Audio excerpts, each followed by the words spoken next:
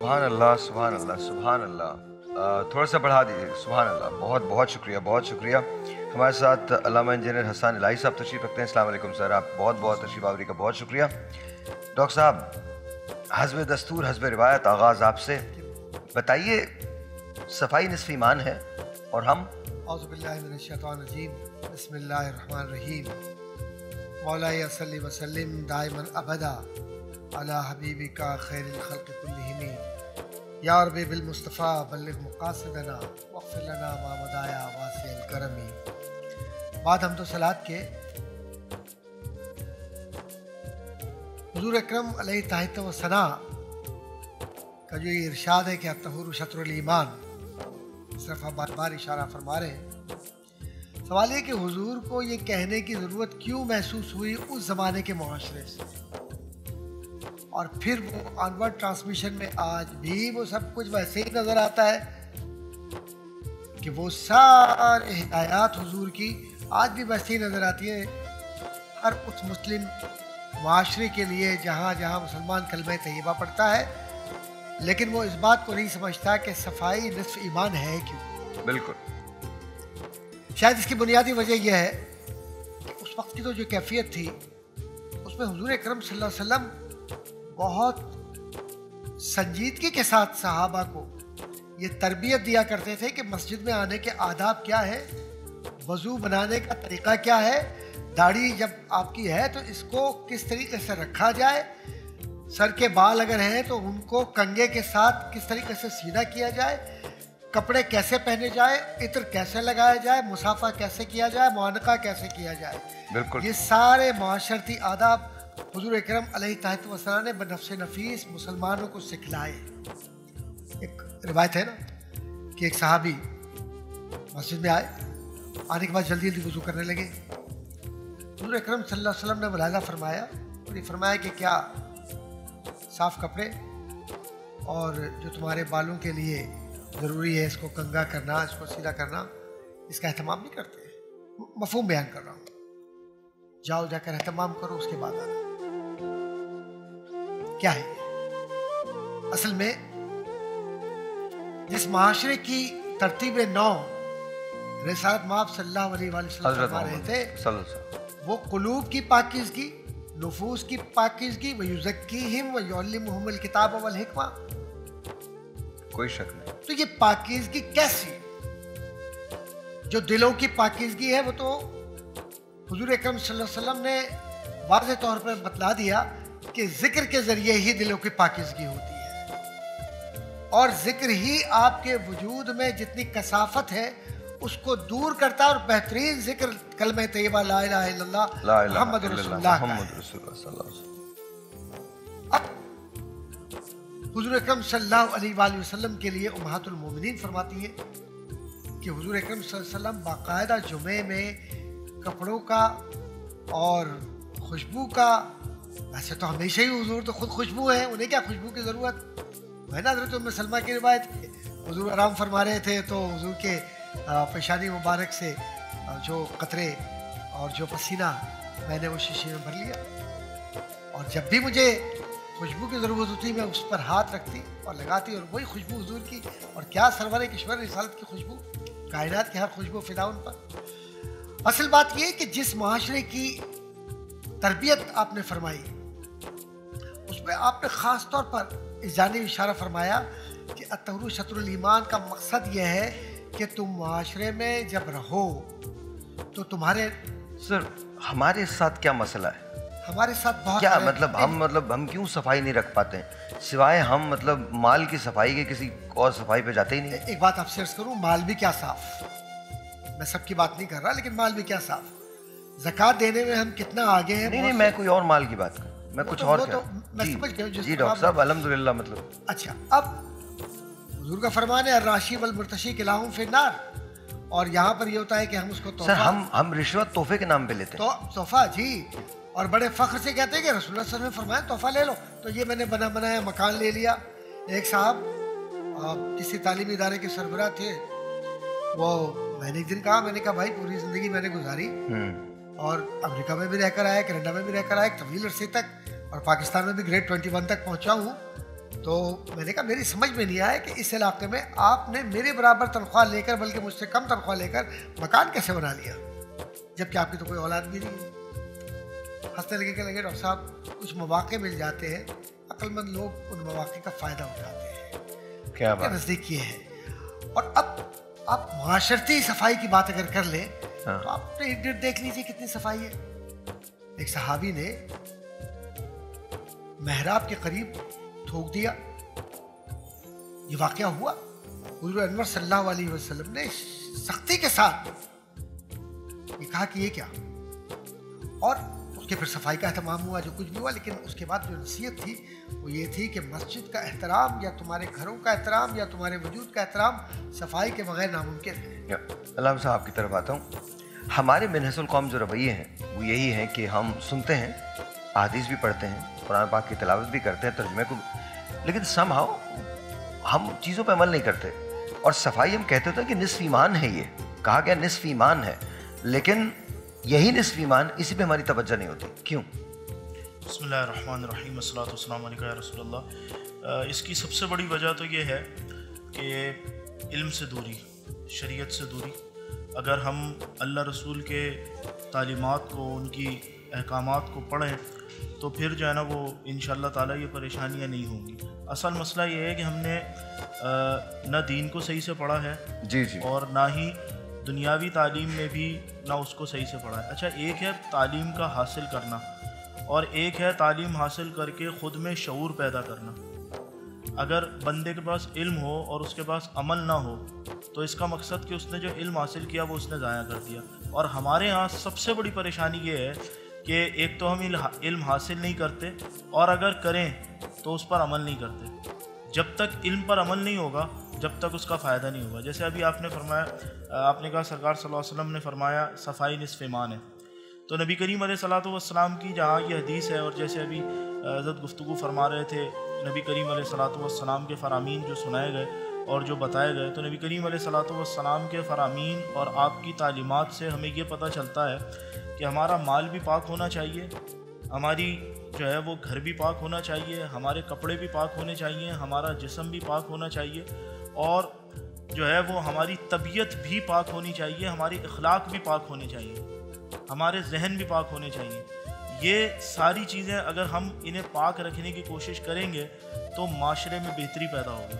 आज जितनी चीज़ों का आपने ज़िक्र किया कि रिश्वत लेना और ये जो मामलात हैं जिसमें हम लोगों को तंग कर रहे हैं, देखिए एक कायदा मुफस्सिरीन ने बयान किया है कि जब किसी कागज़ के ऊपर आप नुक्ता लगाते चले जाएं तो एक वक्त आएगा कि वो कागज़ नुक्ता लगते लगते पूरा काला हो जाएगा।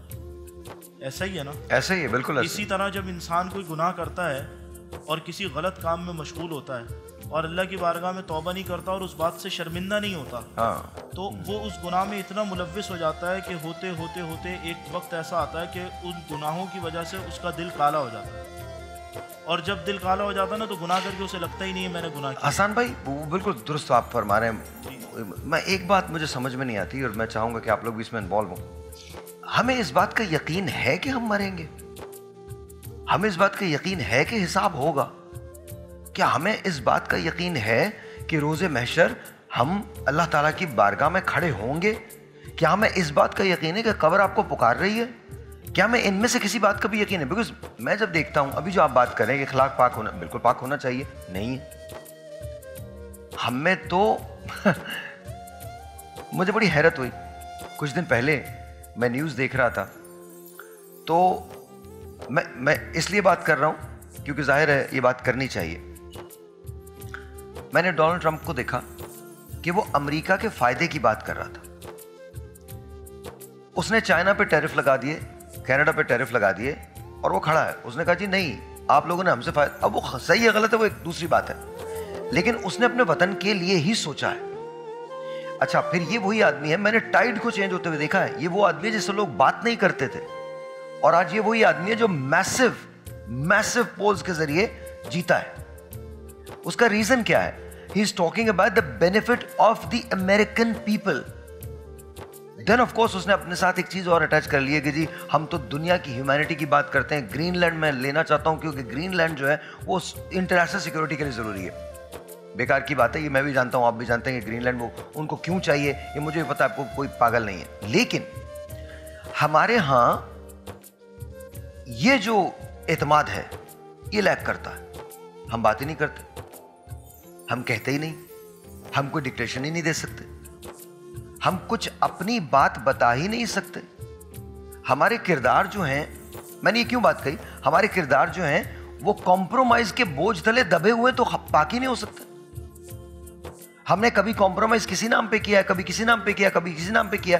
लेकिन मैं एक सवाल करता हूं, जब पाकिस्तान बना था तो डॉलर 3 रुपए 31 पैसे का था, 3 रुपए 31 पैसे का। सन 80 तक भी ठीक था, 90 तक भी ठीक रहा, 2007 तक भी ठीक रहा है। फिर अचानक से ये फ्लाइट हुई क्यों? कभी सोच के देखिएगा कि बहुत सारे लोग एक बहुत बड़ा रेटरिक एस्टेब्लिश करते हैं। कभी सोच के देखिएगा कि हकाइक क्या है। खुदारा पढ़ें, जानिए, उसके बाद आपको ये पता चलेगा कि ये जो कुछ बताया जा रहा है आपको, ये वैसा नहीं है जैसा था। आप जवेरिया, आप रहती हैं अमेरिका में, मैं आपसे पूछूंगा वहां सफाई कैसी है और यहां सफाई कैसी है। मैं भी जाहिर रहा हूं, बेतहाशा रहा हूं, ट्रैवल मैंने बहुत किया है। डॉक्टर साहब, आपसे पूछूंगा, आपका तो शोबा ही ऐसा है जिस शोबे में सफाई जो है वो तो रखनी ही है, लेकिन फिर भी मैं अगर हॉस्पिटल्स में जाके देखता हूं, बल्कि कुछ दिन पहले मरीम नवाज साहिबा किसी अस्पताल में गई थी और वहाँ जाके उन्होंने MS को जो है वो फायर किया, और उसका रीज़न ये था कि सफाई का इंतज़ाम बिल्कुल नहीं था, चीज़ें बिल्कुल नहीं थी, मतलब हर तरह से वो एक करप्टेड हॉस्पिटल था, मियो हॉस्पिटल लाहौर। एक ब्रेक लेते हैं जी, ब्रेक के बाद बात करेंगे।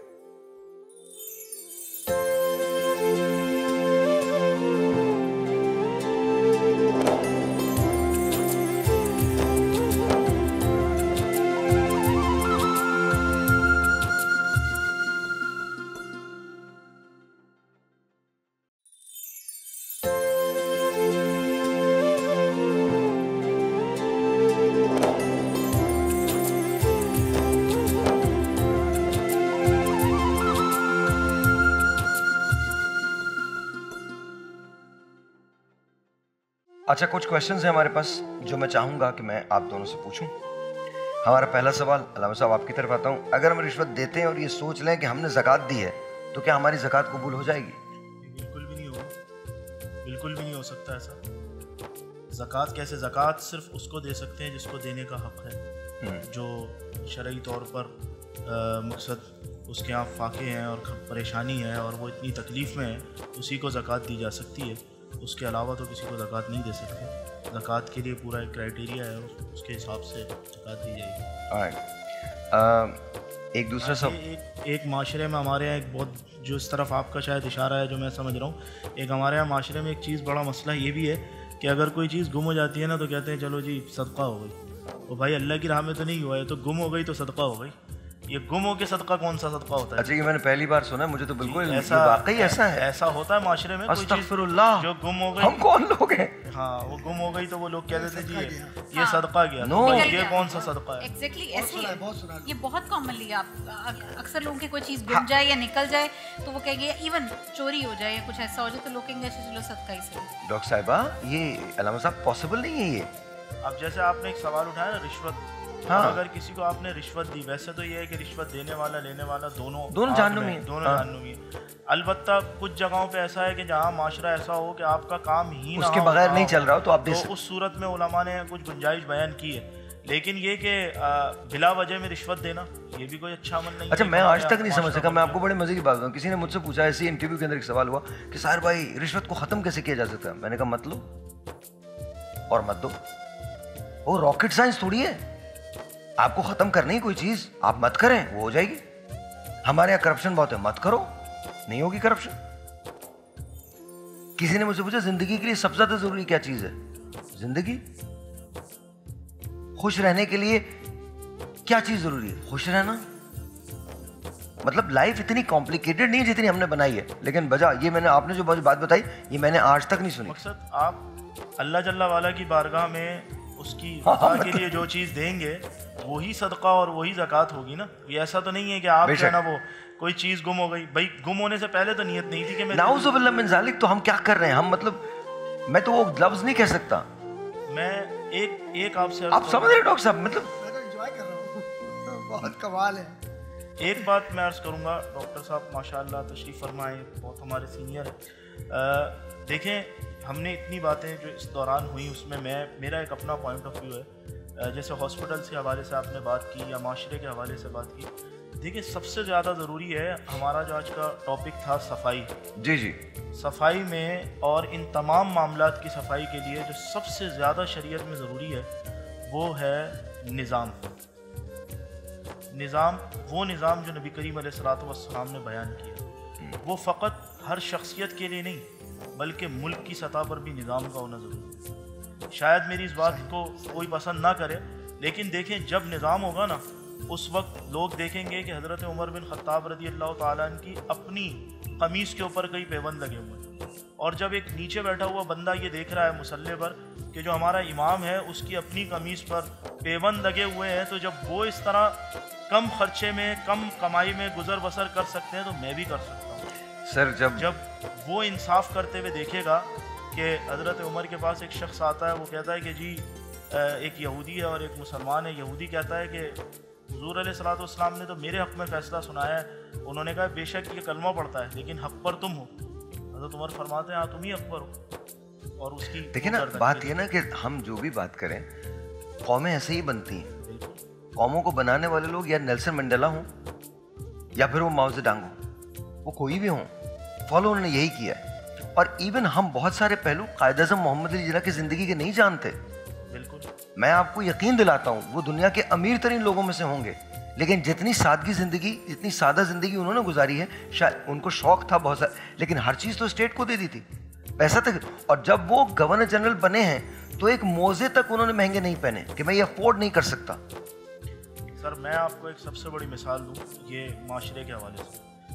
नबी करीम अलैहिस्सलातु वस्सलाम ने जिस वक्त मक्का फ़तह किया, 10,000 का लश्कर उस दौर के हिसाब से ये समझे आपके बहुत बड़ा लश्कर, 10,000 का कमोबेश लश्कर लेके हुज़ूर अलैहिस्सलातु वस्सलाम मक्के में दाखिल हुए। जब भी किसी मुल्क को कोई दूसरा मुल्क फ़तह करता है तो वहाँ का जनरल जब जाता है तो वो अपना सीना तान कर जाता है, लेकिन नबी करीम अलैहिस्सलातु वस्सलाम जिस वक्त मक्का शरीफ में दाखिल हुए, आपका सर इतना झुका हुआ था कि आपके जो सवारी की सीट थी उससे आपका सर टकरा रहा था, सिर्फ अपने रब की बारगाह में। और उसके बाद वहाँ जाके आपने जो खाना तनावुल किया, ये हमारे लिए सबसे बड़ा सबक है कि हुज़ूर अलैहिस्सलातु वस्सलाम हज़रत उम्मे हानी रज़ी अल्लाह ताला अन्हा जो हज़रत अली करमुल्लाह वजह की बहन है, उनके घर में गए और कहा कुछ खाने को है, तो उन्होंने कहा कि मेरे पास सूखी रोटी के टुकड़े हैं। अल्लाह। तो हुजूर ने फरमाया आप इसे ही, उन्होंने पानी में भिगो के दिया, हुजूर ने उसमें नमक मिला के और उससे तनावुल किया। सबसे पहली ग़िज़ा मक्का शरीफ फतह। लेकिन देखे ना, फिर हम जो मिसाल दे रहे हैं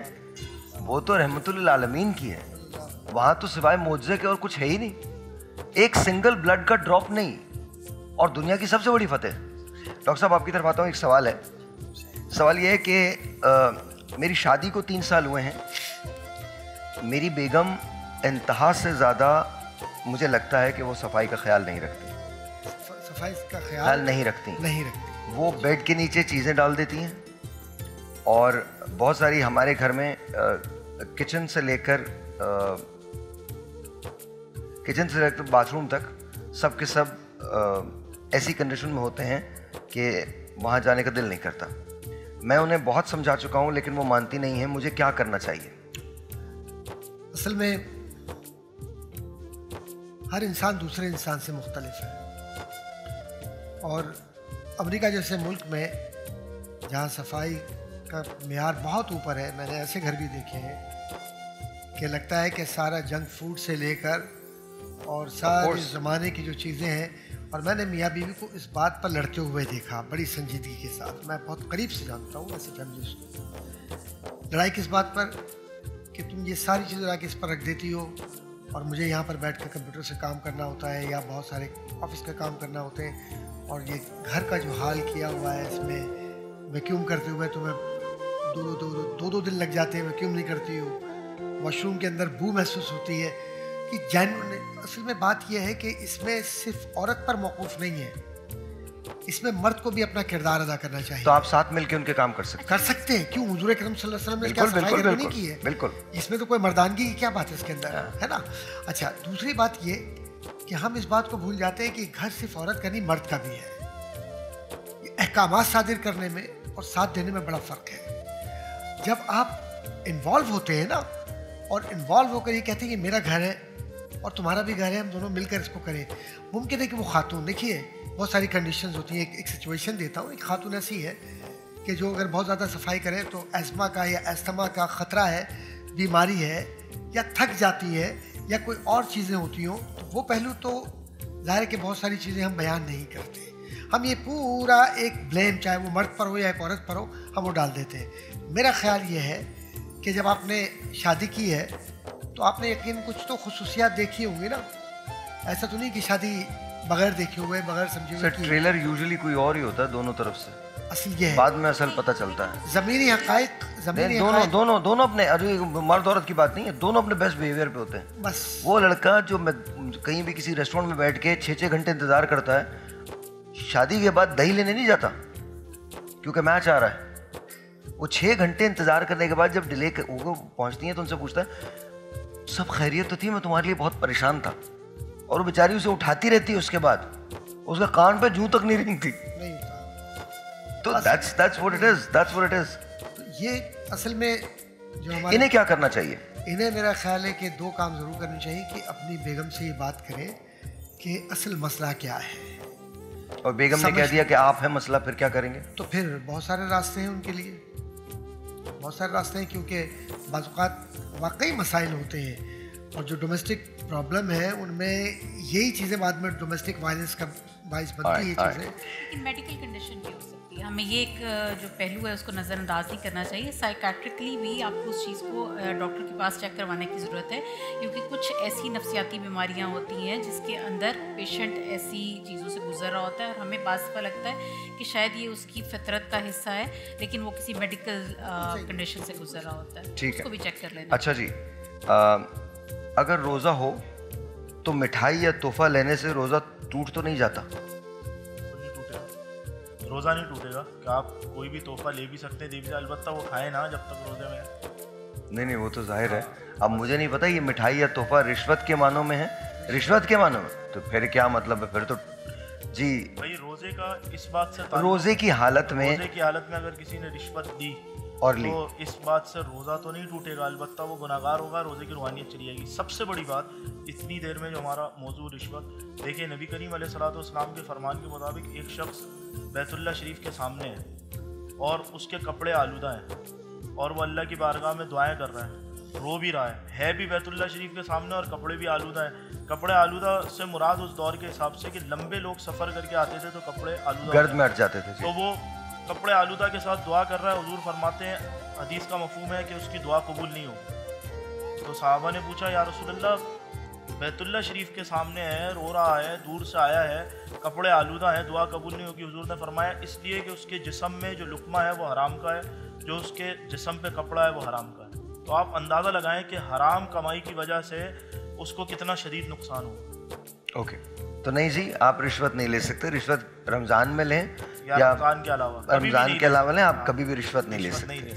और रिश्वत को मिठाई या तोहफा कहना इंतहाई गलत बात है। असल में लफ्ज़ मिठाई जो है ये डब्बे के मानों में नहीं है भाई। मिठाई तो आप हमारी बनती है ना, हमने आपकी फाइल पर साइन किया तो बमाने, बस अब आप समझते हैं कि क्या यानी मिठाई जो है ये रिश्वत का दूसरा नाम बना दिया आपने। जी जी जी जी, जब दांत का बदला दांत और खून का बदला खून है, तो कोई हमसे रिश्वत ले और जब मेरा वक्त आए और मैं उससे रिश्वत लूँ, अपनी दी हुई रकम जो मैंने उसे रिश्वत में दी थी, तो क्या मैं गुनाहगार हूँगा?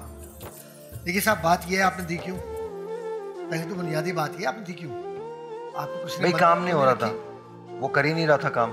नहीं कर रहा था, कोई बात नहीं, कोशिश करें, क्यों नहीं कर रहा था? हम भी तो इन मराइल से गुजरे हैं, बहुत सारी मुश्किलात हमारी ज़िंदगी में भी आई है, ऐसा तो नहीं कि नहीं आई, लेकिन इंसान है, अपने चीज़ों को देखे और तरीके से चले। और मैं हिले डॉक्टर साहब, लेकिन देखें वही एक वो तो बात है आपकी वजह। सवाल ये है कि जो उसने मुझसे रकम रिश्वत में ली थी, जब उसको मुझसे काम पड़ा तो मैंने वही रकम उससे वापस ले ली। क्यों ले ली आपने? पहले तो आप देकर गुनाहगार हुए, उसके बाद जब आप लेकर गुनाहगार हो रहे, तो आप दोहरा अजाब अपने लिए ले रहे हैं, अपने औलाद के लिए ले रहे हैं। बिल्कुल सही। और फिर आप ये उसका जवाब बना रहे हैं। जैसे कुछ लोग हैं साहब, क्या हुआ, कहा कि जी ऐसे करते हैं कि हम मुसलमानों के साथ जुआ नहीं खेलेंगे, हम गैर मुस्लिमों के साथ जुआ खेलेंगे और जो उससे पैसा मिलेगा वो मैं फलाह बहबूद पर भी लगाऊंगा, अपनी औलाद के लिए भी लगा दूंगा। भाई कैसे लगा दोगे यार? अच्छा, ये नई थ्योरीज हैं, ये मुझे बिल्कुल नहीं पता। नहीं, ऐसा भी है? शराब का कि डॉक्टर साहब मुझसे एक सवाल पूछा था अमेरिका में, वो वहाँ पर गैस स्टेशन के ऊपर एक उन्होंने वो खरीदा गैस स्टेशन, उसमें लिख रहा था, मुझसे कहने के साहब देखिए ना वो तो ऑलरेडी वहाँ सेटअप है और हमने तो जो बिजनेस खरीदा उसके अंदर है। अगर मैं ना खड़ा हूँ, मैं तो मालिक हूँ, तो मैं नहीं खड़ा हो रहा। जो लड़का है वो मुसलमान नहीं है, वो बेच रहा है और उससे जो नफा आ रहा है वो तो जायज़ है मेरे लिए। मैंने कहा माशाल्लाह, बहुत खूब, शाबाश। बेसिक बात यह है कि जब आप रिश्वत देते हैं तो भी गुनाहगार होते हैं और जब आप रिश्वत लेते हैं तो भी गुनाहगार होते हैं। आपसे कब्र में सिर्फ आपके बारे में सवाल है, रोज़े महशर सिर्फ आपके बारे में सवाल है। उस शख्स के बारे में सवाल नहीं होगा जिसने आपसे रिश्वत दी, उससे उसके बारे में सवाल होगा, उससे पूछा जाएगा। अभी तो ये आपका हिसाब किताब होगा। तो याद रखिए, ये कभी भी बात, एक बुरा काम दूसरे बुरे काम का जवाब नहीं या जवाज नहीं हो सकता। आप कर ही नहीं सकते। बुनियादी बात है, सबसे बुनियादी बात यही है। ये और आपने सबसे अच्छी बात ये की कि अगर बंदा ये सोच लेना कि उसके हिसाब से मेरे हिसाब का कोई ताल्लुक नहीं है, कोई ताल्लुक तो नहीं। ये सबसे मेन है। कोई ताल्लुक नहीं। कोई एक ब्रेक लेते जी, ब्रेक के बाद मिलते हैं।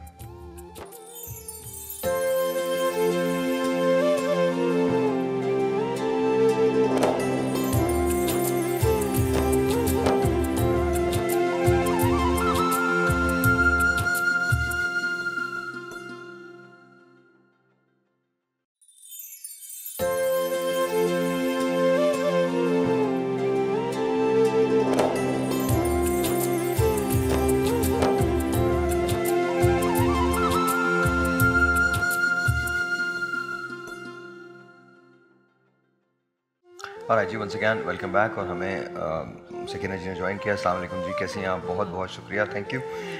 हम सवाल कर रहे हैं, सफाई निस्फ़ ईमान है। जब आप मिनहसुल कौम हमारे रवैये देखती हैं तो आपको क्या महसूस होता है? क्या वाकई हम इस बात पे अमल करते हैं कि सफाई को हम वाकई निस्फ़ ईमान समझते हैं? जी वालेकुम अस्सलाम वंस अगेन। जैसे आपने सफाई की बात की, देखिए वो तो हम सबका ईमान है, हम अपने बच्चों को भी बचपन से यही सिखाते हैं कि सफाई निस्फ़ ईमान है।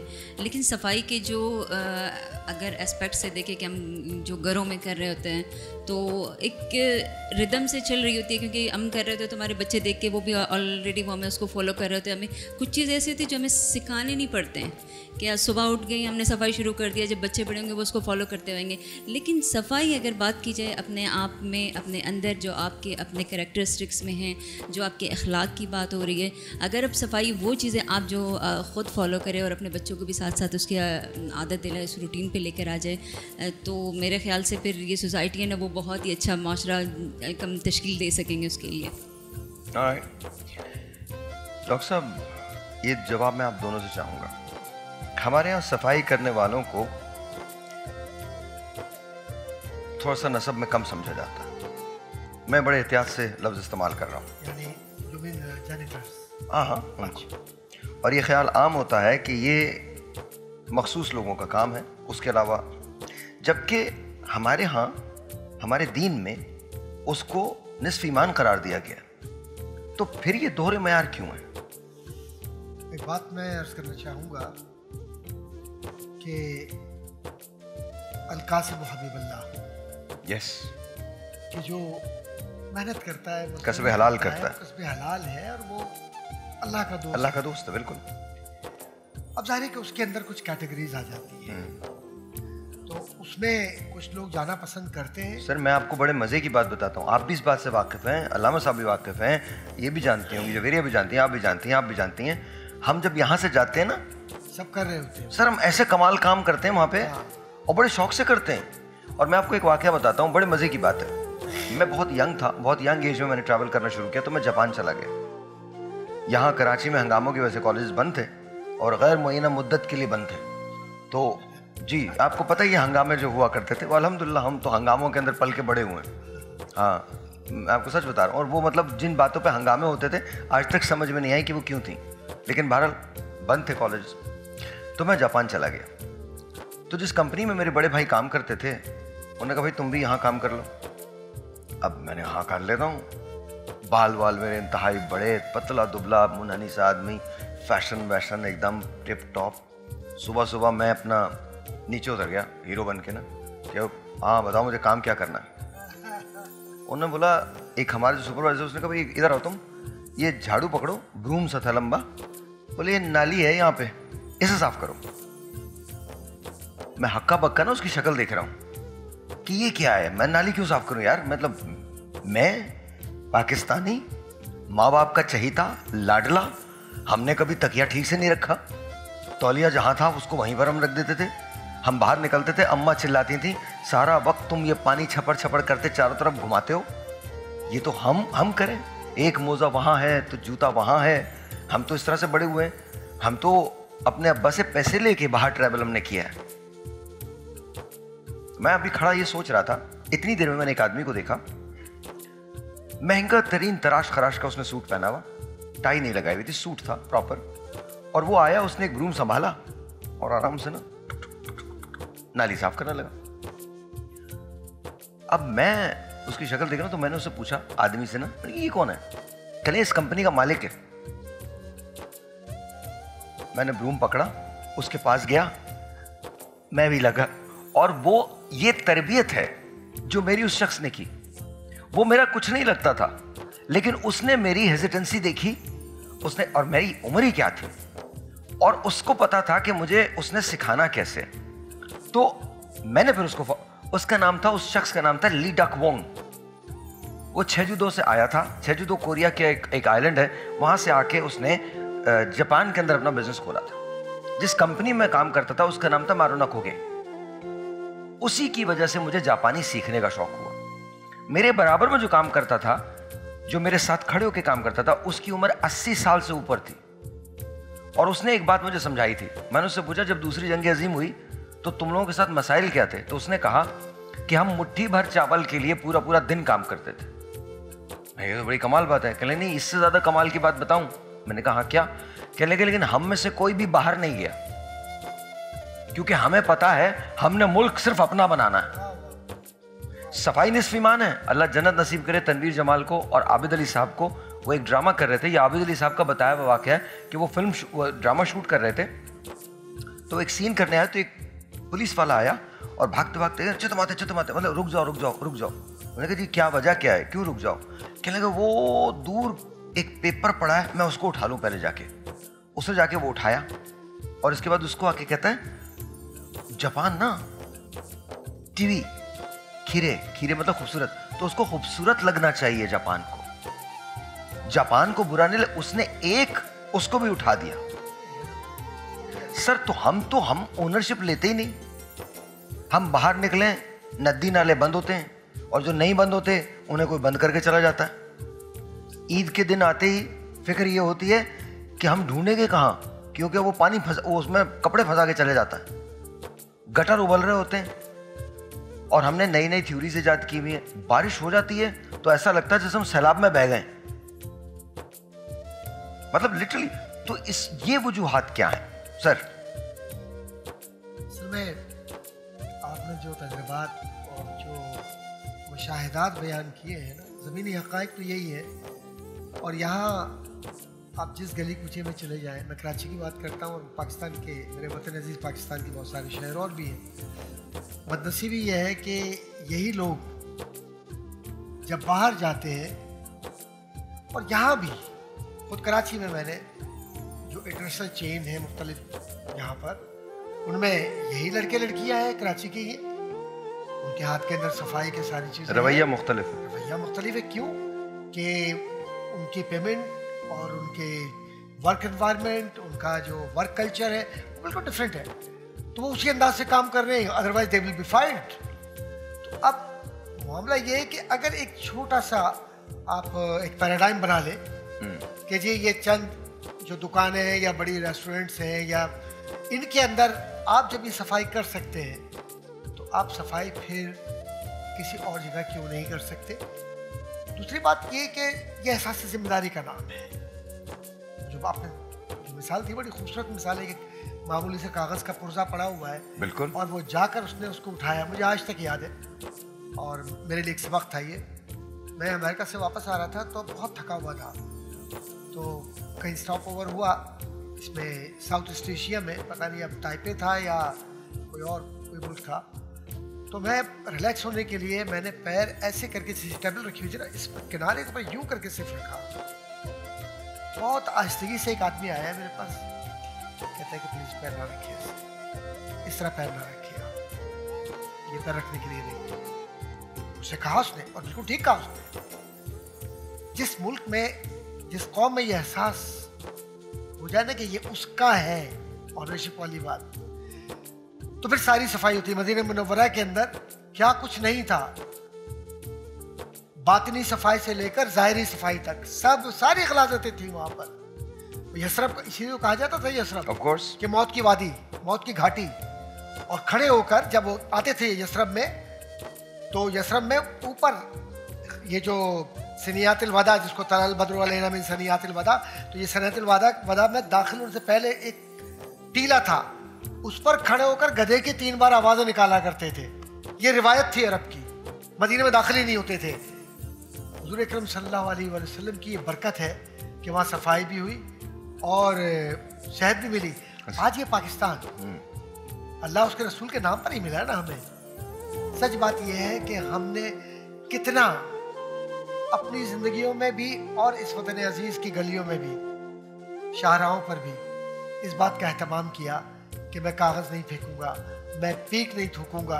अब जाके देखिए सरकारी दफ्तरों में बिल्कुल नया नया रंग होता है, क्लासरूम्स के अंदर नए रंग होते हैं, साफ। वो अच्छा नहीं लगता उन्हें। उसके बाद हाँ वो कहते हैं इतनी सफाई क्यों भैया, हाँ। ये कैसे, ये नजर लग जाएगी। नहीं, और मजे की बात ये, अगर आप मोटर बाइक पे जा रहे हो ना, या गाड़ी में जा रहे हो, तो अब तो शुक्र है बसेस के कुछ खिड़के दरवाजे बंद हो गए। आज से 1 साल पहले तक कोई भी बाहर से निकाल के कुछ भी कर सकता था, आज भी कर देता।